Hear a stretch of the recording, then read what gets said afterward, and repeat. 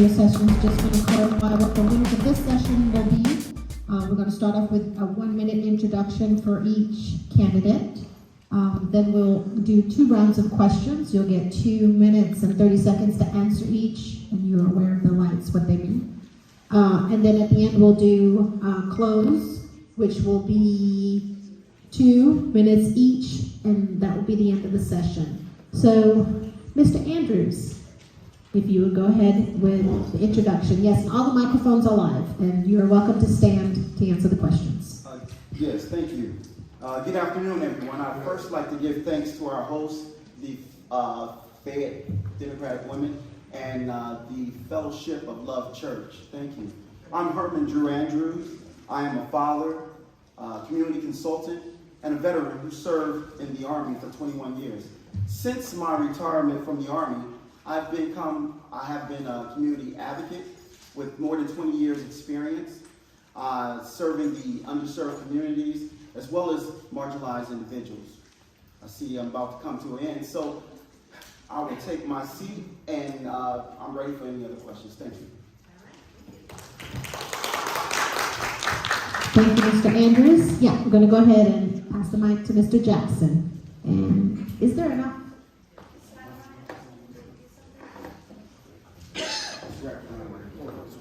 Sorry.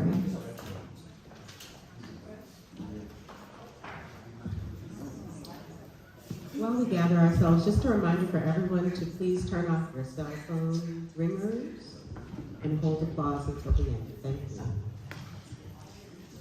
you. Mr. Jackson. Greetings, everyone. My name is Tyriq Jackson. I'm from Atlanta, Georgia. I grew up here in Fayette County, in Fayetteville, Georgia. So I'm homegrown.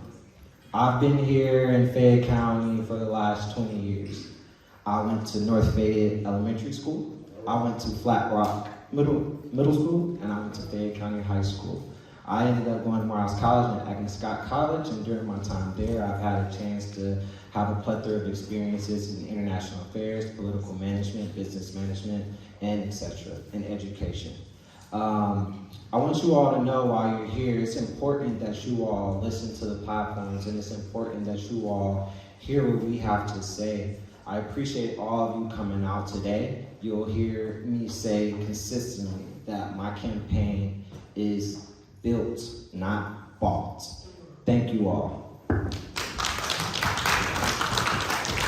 Thank you, Mr. Jackson.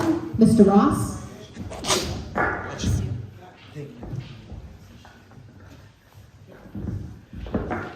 Awesome. Good afternoon, everyone. I'm Zay Ross. I am honored to stand before you all today as a husband, as a father, community advocate, public servant, and a man of God.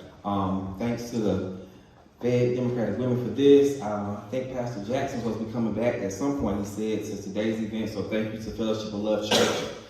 If I can say anything is that I've always been a part of District 34.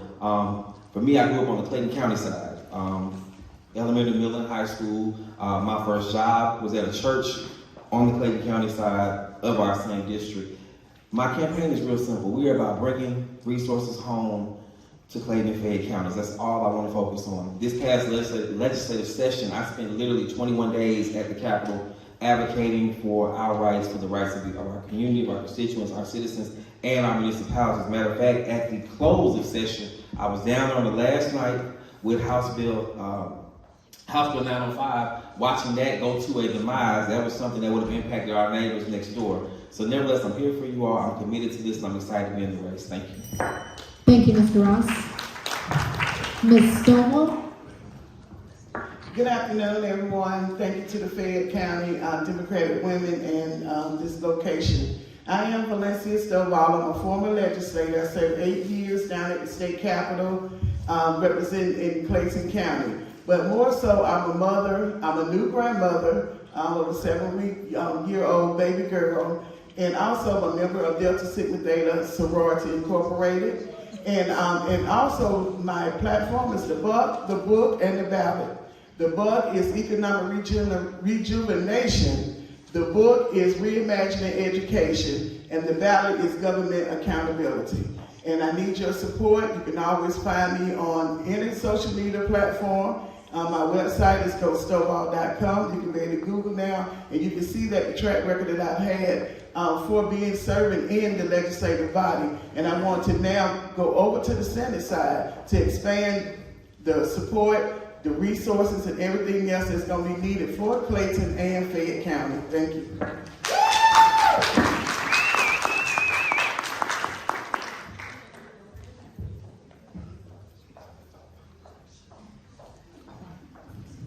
Sorry about that. Thank you, Ms. Stovall. Ms. Totten? Hello. Can you hear me? Good. Okay, who am I? My name is Melody Totten. I've lived in Senate District 34 for 27 years. I'm a mother of two, a grandmother. I have two grandsons. I'm a member of Light and Joy Baptist Church in Riverdale, Georgia. I'm very analytical. I'm someone who can ask the hard questions. I'm a communicator. I'm a business manager at Emory University. I manage a $1.6 million budget for 14 years. And I did say I, want to be your next state senator for District 34, a wise, dedicated, and respectable public servant. Thank you. Thank you, Ms. Stovall. Ms. Totten? I'm sorry, Ms. Wicks, sorry. That's okay. Good afternoon, everyone. I want to say thank you to the Fayette Democratic Women for hosting this. My name is Kenya Wicks, and who am I? I am a 30-year Army veteran. I have been in the community. I am the vice chair of the Democratic Party, and I'm also a CASA, so I advocate for foster care children. I am also the former chief of staff to Valencia C, the Honorable Valencia C, and she is about to retire. So I am here, I want to advocate, I'm passionate, I'm determined. I am a grassroots candidate, so I meet you where you are. I am retired, so I have nothing but time and dedication to serving you, the citizens of District 34. Thank you, Ms. Wicks. Mr. Williams? Greetings, everybody. First of all, give honor to God, and I thank Him for allowing me to be here. Who am I? I'm Daymetrie Williams. All my friends call me Cowboy. I've been in Atlanta, Clayton County since 1996, so it's been a long time. Proud graduate of Riverdale High School, attended Morris Brown College, and graduated from West Virginia State University, where I played college collegiate football. I love my county. I love this area because this area is who I am. It's the DNA of what I am. And I look forward just to working with the community. I stand on the shoulders of greatness. Valencia C. She was my school board chair. That's how far I go back, looking at greatness. So I look forward to standing up in her shoes and representing for our county, our community, our neighborhood, being able to talk on both sides of the aisle. At the end of the day, if you can't deal with other people from other neighborhoods, if you can't organize with people, then there's no point in getting this seat. It's all about how we can join together for the betterment of our communities. Thank you again to all the candidates. Again, another reminder just to kindly silence your phones and hold all applause until the end. We're going to begin with the questions. The first question is for Mr. Andrews. Fayette Democratic women believe that comprehensive reproductive health care, including safe, legal, and accessible abortion, is a human right. Do you support a woman's right to access abortion care when required, regardless of their ability to pay or of their insurance status? Why or why not? Thank you for that question. As a father of 3 daughters, I would hope that they will keep my grandchild, but I understand that it's a woman's choice, and they must have be able to make that decision without government interference, and I will support them as their father once they come to me, and have that conversation. And just like I would support my children, I would support others for that fundamental right. I guess my time's up now. Oh, okay, all right. I'm still trying to figure out the lights. Okay. Okay, so I ended too soon the last time. Okay, well, I got a lot to say. But back to your question, yes. As a community advocate, as a human rights advocate, I fundamentally agree that every woman have that choice. And I will support her in that fight at the state. Thank you. And this is the next question. So just to be sure, you have 2.5 minutes to answer. The green is the beginning. Yellow means you have 1 minute left. Red means please wrap it up immediately. Okay. This second question is for Mr. Jackson. A senator's duties are broader than deliberations during the 3-month legislative session. Senators represent the interests of their constituents year-round by helping citizens in their dealings with government agencies and studying problems which citizens feel require legislation. If elected, how would you actively work to engage Fayette County residents in improving their communities and addressing their challenges? Thank you for that question. So I think it's important to always be in a community.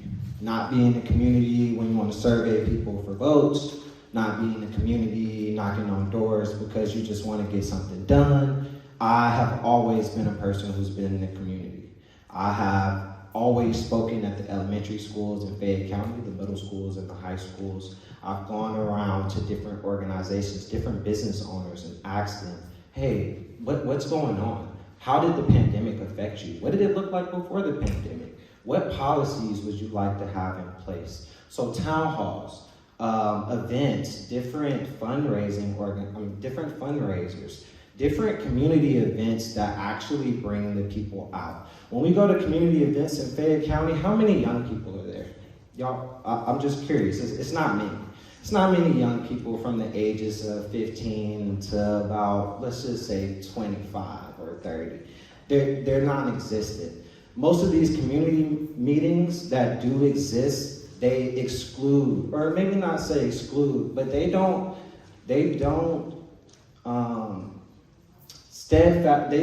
look in a way to organize those young people. It's more of, okay, if you're here, you're here. If you're not, you're not. So I would always have town halls, weekly town halls, monthly town halls, different events for the community members, and I will always go around and survey the different business owners and the different nonprofits and organizations to see what's going on, what their issues are, and how we can help improve their lives.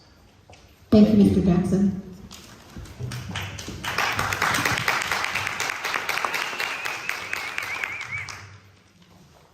Okay, the next question is for Mr. Ross. In 2020, gun deaths became the leading cause of death for children and teens ages 1 to 19 in the U.S. For children ages 1 to 14, gun deaths now exceed motor vehicle accidents. Yet the state of Georgia is known as a gun-friendly state. Are you a gun owner? And if elected, what would you do to strengthen gun safety legislation? Well, let me start by answering the first part of that question is, am I a gun owner? And the answer is yes. I have a wife, I have a daughter. I don't think I have to debate or argue anybody about what that looks like to protect and take care of my own family. But nevertheless, as a veteran educator, I can definitely say my earnest belief is that we need more regulatory practices centered around those who have access to it. I'm not going to ever stop anyone from bearing arms. I believe that that's their right. But however, if the things you have done in this world dictate that, i.e. your criminal past, i.e. Your mental health, those things we should obviously take into consideration. How many times have we all turned on the news and we've seen something that happens? I mean, it was this April. The only reason we haven't seen anything in April is because we've been out on spring break. But if we look back to March, there was an issue, if I'm not mistaken, what was it, Cobb County, something along the lines of that. So taking the precautionary steps to make sure that we protect our family, protect our young people, yes, but I definitely believe, and as the next senator, my advocacy will be behind strengthening gun laws and making it, not only make it hard for people to have access to it, but I definitely want to make sure that we put the provisions in place to make sure that those individuals that are actually taking care of their families and actually are not criminals and obviously not having any mental issues, because the number one defense is, oh, they had a mental episode, they had a mental break, and those are the things that we want to prevent.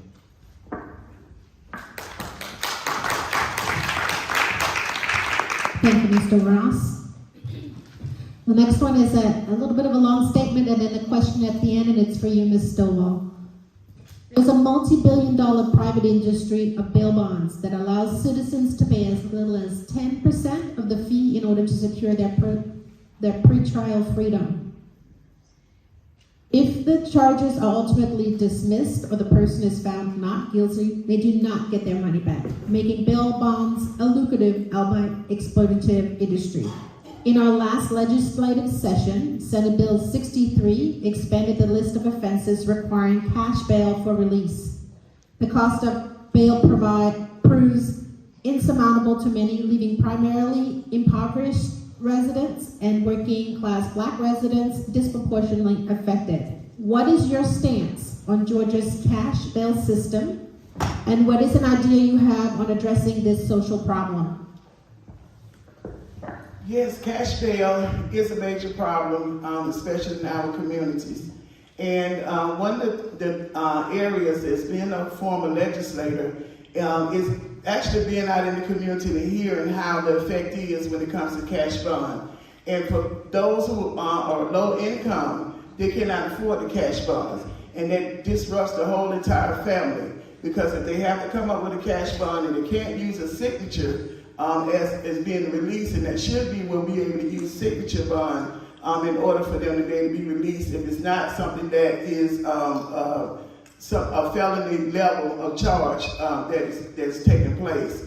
But being able to have legislation and policies in place that do protect those citizens that cannot afford those cash bonds. So being able to work with both sides of the aisle and letting them know that the constituents that I serve, many of them will fall in that category that they cannot afford the cash bond. And if they're arrested, if they're parents and they're arrested, guess what? Who's going to care for those children? If they're taking care of their elderly parents, like my dad is here, he's 83, what would happen to his care if I was arrested because I didn't have a cash bond? And because everyone is innocent until proven guilty, we need to make sure that that is also incorporated into whatever legislation that we're going to pass as legislators down at the state capitol.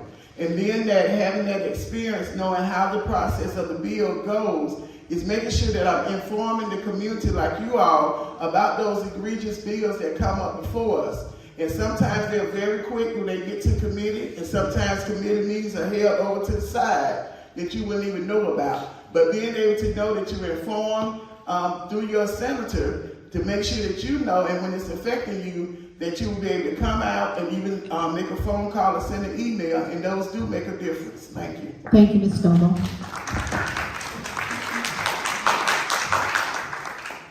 The following question is for Ms. Totten. Georgia is one of 10 states that have not fully expanded Medicaid. Healthcare advocates have called Medicaid expansion a smart strategy to improve healthcare for Georgians living on low incomes, keep rural hospitals open, and create jobs. In your opinion, should Georgia expand Medicaid? Why or why not? And there's another part to this. If not, what specifically should the state do to address gaps in coverage for millions of Georgians and the crisis facing many rural communities? Thank you for the question. The first question I think you asked, should they expand Medicaid? My response is most definitely yes, they should. What was the next part of the question? I'm sorry. What would the legislation be? I'll just repeat the question. Okay, thank you. What specifically should the state do to address gaps in coverage for Georgians, particularly in rural communities? I think I had that. I was looking at that. And my thought would be to continue to advocate. Right now, we are trying to advocate, but because we have a Republican Senate, it's hard for us to advocate and get anything passed. I would like to continue to advocate on behalf of getting more expanded Medicaid. I'm looking at, my reasoning for doing this is because our constituents, the low-income individuals, they have to make a choice. And the choice is right now, should I pay for my doctor bills, or should I pay for rent, medication, food, or anything like that? So I really think that we, as legislators, should continue to fight for it as much as we possibly can. I know it's hard, but we've got to step outside of our box, outside of our boundaries, and continue to fight to help our constituents. I think also I would like to try to focus on getting money to help us, help the nonprofit organizations to assist with the individuals that are having problems, the needy families. Right now, these nonprofit organizations do not have money. It's hard for them to help the needy families. So I would continue to advocate for it. I think we all should continue to advocate for it any way we possibly can. And yes, I do think that we should extend Medicaid. Thank you. Thank you, Ms. Totten. The next question is for Ms. Wicks.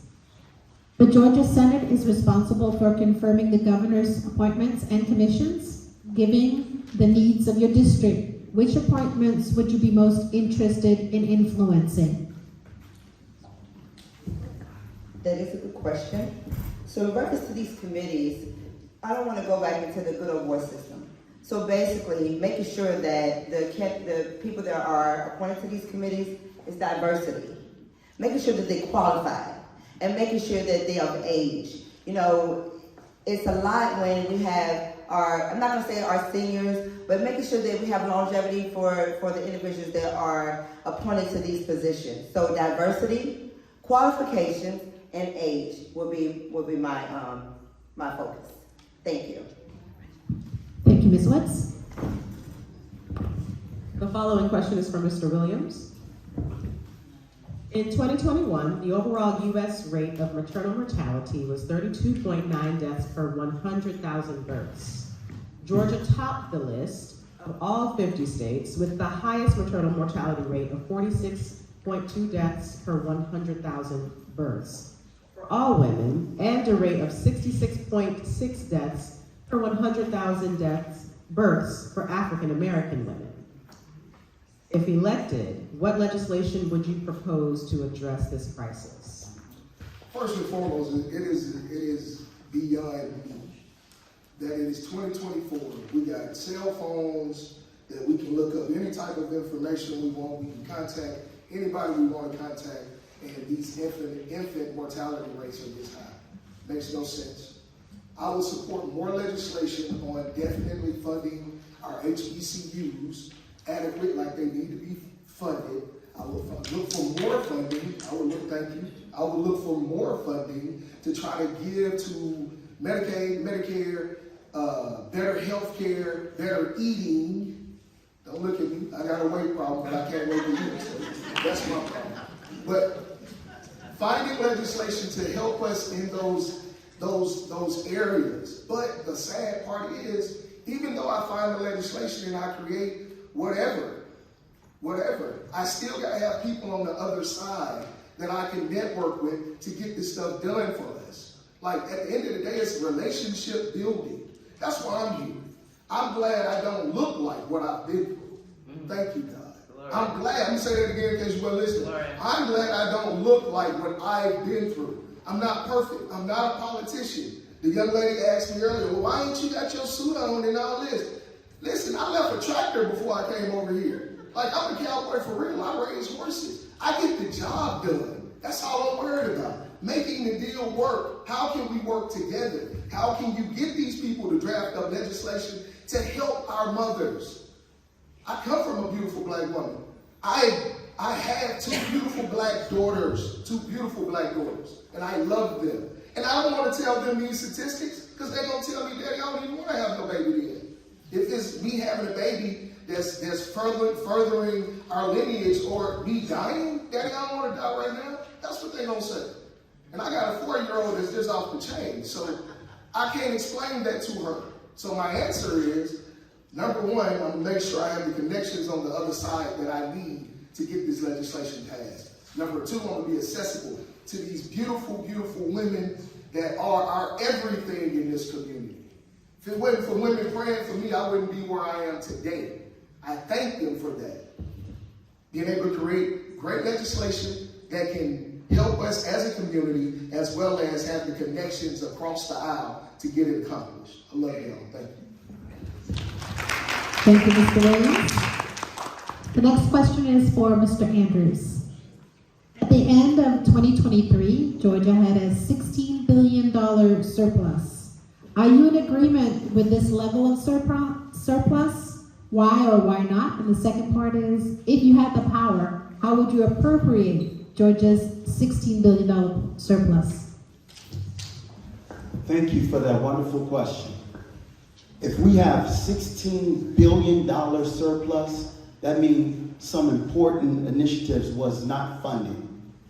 And as your state representative, it is my duty, my responsibility, and obligation to make sure that our district receives that important funding. I think your next question was, how would I appropriate it? Well, I am a visible and viable member in the community. I receive phone calls daily from people in need. Most recently, those who are facing eviction. I received a phone call 2 days ago from a mother of 5 who went to court, eviction court, and was turned away because the landlord decided to opt with the investor and sell the property and have the family evicted. On top of that, this mother of 5 has stage 4 cancer. And so while she's searching for a stable home for her family, her children, she's missing chemo and radiation appointments. So me being an advocate in the community, knowing that they can call me because I have the relationships in the community, I called on some friends, an agency that provide 3 months rent for those who are able to find housing. Thankfully, she was able to do that.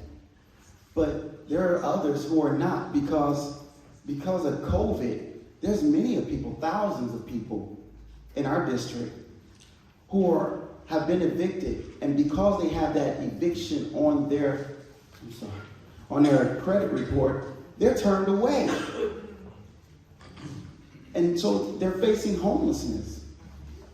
In addition to that, they have to pay these fees, application fees that are non-refundable.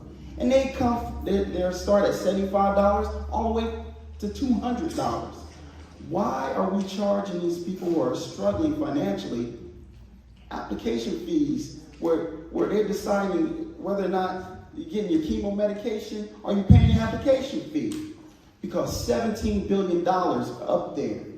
And so I will be the one who bring it down back because I'm an advocate and I do the work.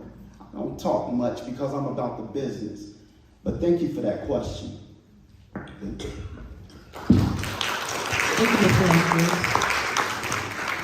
The next question is for Mr. Jackson. Only 1/3 of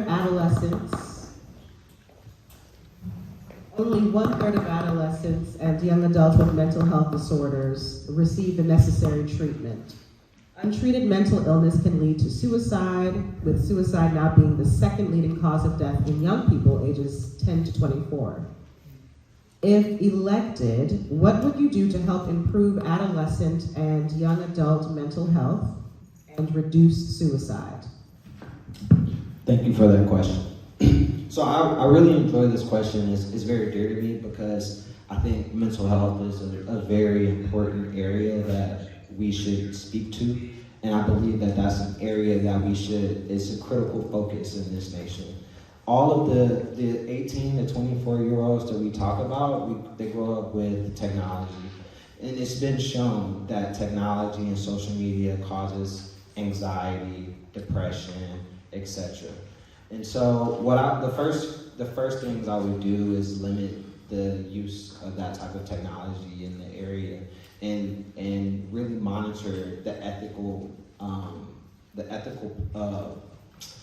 practices of these companies. I would really fight against that.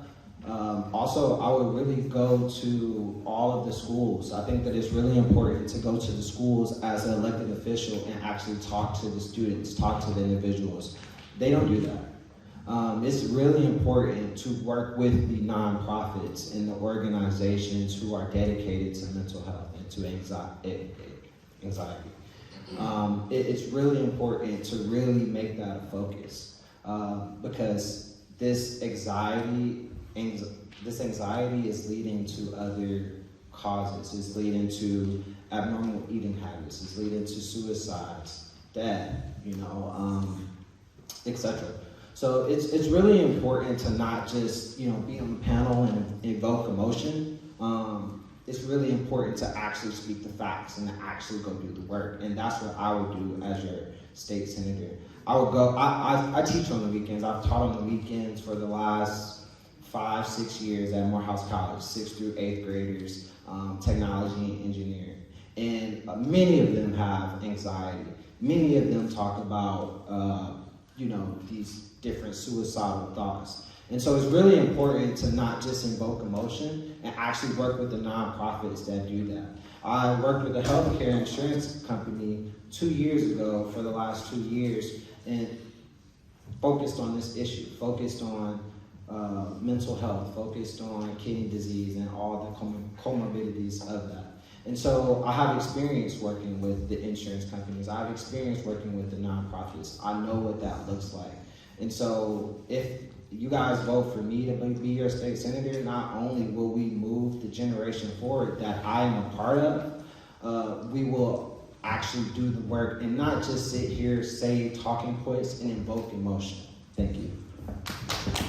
Thank you, Mr. Johnson.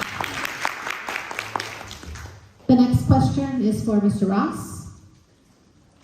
What do you consider the biggest challenges for the district you are seeking to represent, and what do you consider the greatest strength in addressing or resolving these challenges? I believe some of our biggest challenges in this district that we're going to have to deal with, obviously, called inflation across the board. Every time you walk into the store, things are sky high. Items, bare necessities, essentials, astronomically through the roof.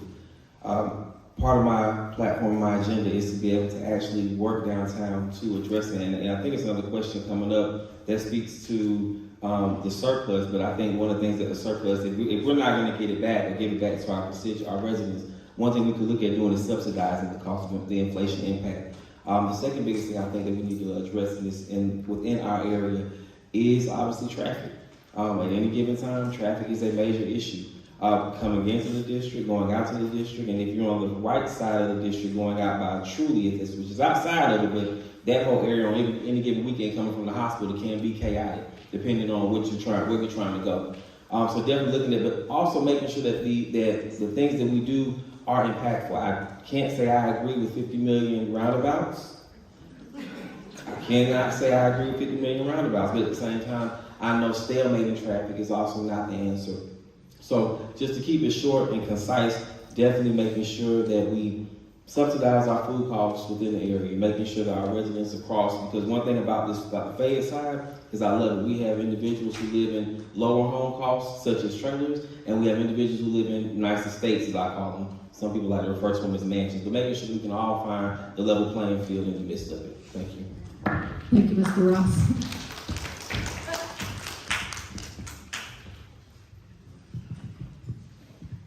This is for Ms. Stovall. What voter suppression laws in Georgia do you find to be the most egregious? And if elected, what would you do to empower disenfranchised voters in your district?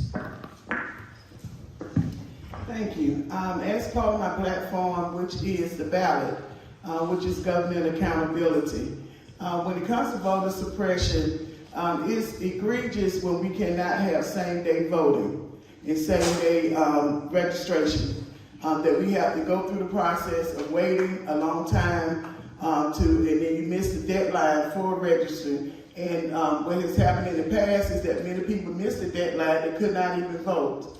And so we should have same day registration, same day voting. It should not matter that you have to go to your ballot, your precinct, a specific precinct to vote. We do it for early voting. When you go to early voting, all the precincts are not open.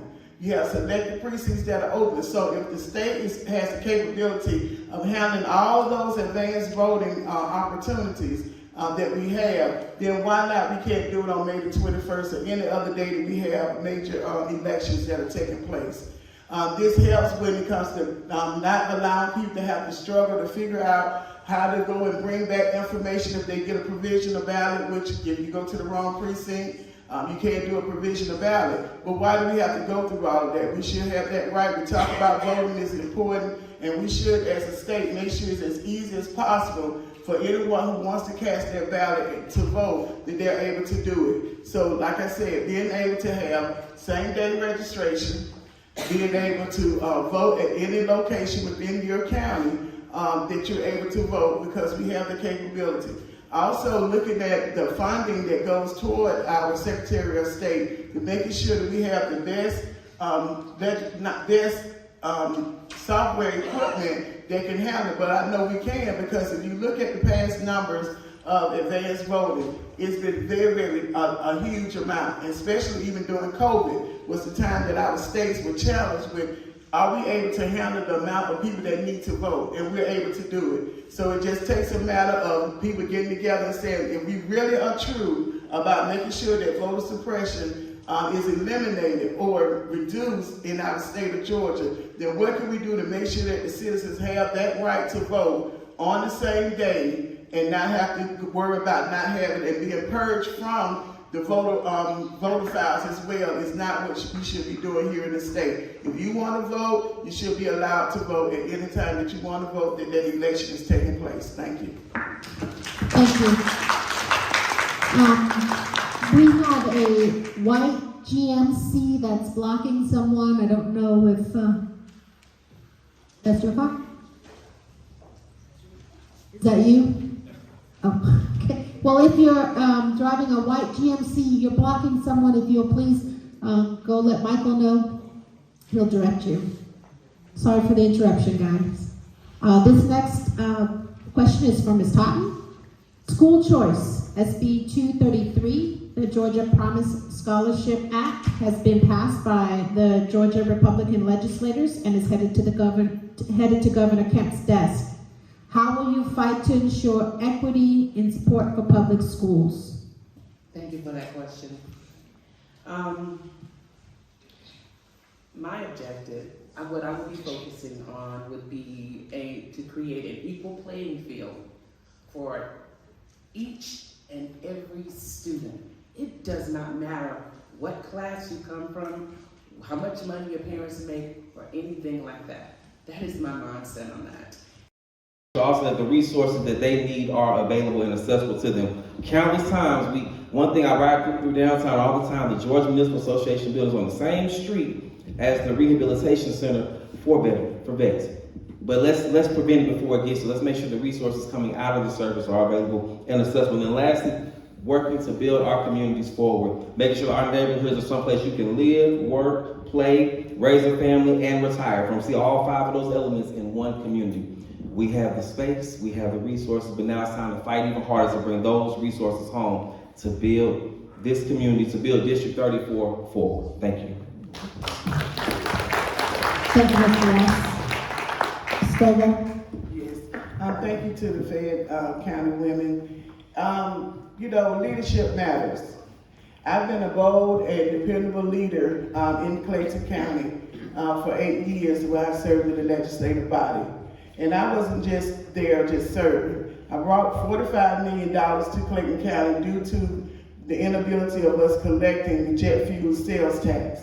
That took bold leadership. That took being able to work across the aisle to get things done for your community. As a legislator, I also authored 2 bills that actually were signed into law. House Bill 614, the Landon-Johnson Act, that allows video cameras to be placed in the classroom of special needs students who are self-contained. The second bill that I authored that was passed into law is House Resolution 279 that designates March the 21st of every year as Single Parents Day in the state of Georgia. And that's important because our single parents have a lot of burden on them. I was a single parent. And we need to make sure we designate resources for them. And not only just passing the bill, but every year since 2019, we have brought the single parents down to the state capitol to be able to recognize them and honor them for what they're doing. And also, we also give them have a banquet that each one who's nominated across the state of Georgia receives a certificate of appreciation for what they are doing. So it's not easy being a legislator because you have to be able to listen to everybody. And one of the other things I want to be able to do is have an advisory council, which is what I did when I was elected before. I don't know everything, just like you all may not know anything, but there are certain things that you are specialized in when it comes down to certain issues that we're dealing with across the state. And having a listening ear is very important as a legislator. And being accessible and responding back is very important as well. Knowing what to do on day one, which is that second Monday in January when we start the next legislative session, is important because I've already worked in the House and now being able to work in the Senate would be very advantageous for District 34 for both Clayton and in Fayette. So I need your support, I need your vote, I also need your prayers. Please go to Stovall.com. I'm also on social media at Valencia Stovall GA for Facebook, on Instagram, on Twitter, and LinkedIn is at Valencia Stovall, and I'm also on Nextdoor, so you all can find me there. Thank you. Closing statement from Ms. Totten. I think I can stand up for this one. I think George Washington said it best. When there is no vision, there is no hope. It takes courage to stand up here or to go anywhere and present legislation and do not know how it will be received. The retired state senator, CC, District 34, she co-sponsored and sponsored legislation that I think is sound vision. House Bill 372, she gave 18-year-olds a chance to register in high school. Senate Bill 88 assisted grandparents. Senate Bill 360 created the Clayton County Board of Elections. I believe in doing research. I believe in embracing facts. I believe in coming up with creative solutions. This is why I think it's best for you to think about who you're sitting down to the state capitol to represent you. Someone who's going to take that time to do that research, to get an answer, and also involve you when they're making that decision. My name is Melody Totten. I am a new voice for a new day. Vote Melody, Senate 34. Thank you. Ms. Wicks, you have 2 minutes for your closing statement. Thank you. And thank you again to the Fayette Democratic Women for this opportunity.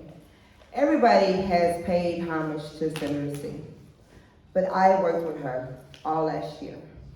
I had a front row seat to her advocating for public safety, public education, and economic development. I'm sorry, y'all. I can reclaim my time. And as a 30-year veteran, being in 3 conflicts, I know what dedication means. I went from E7 and I retired as a major. My soldier committed suicide. My grandmother died and I retired during January 6th. So I know that mental health is important to me, and that's why I'm advocating for mental health.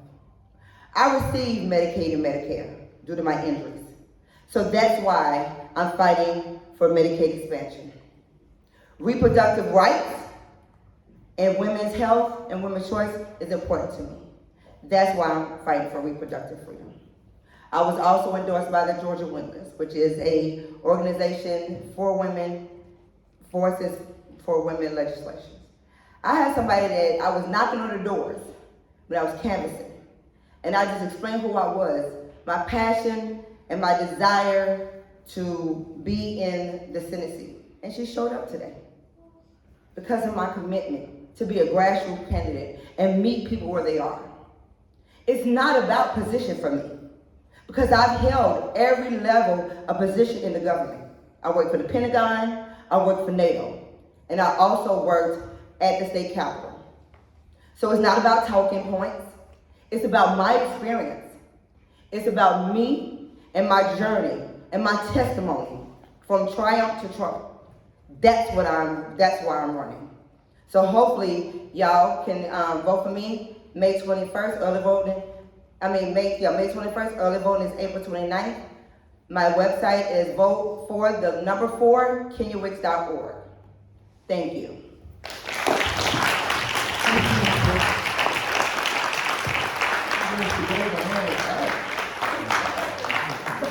Practice. Mr. Williams, you have 2 minutes.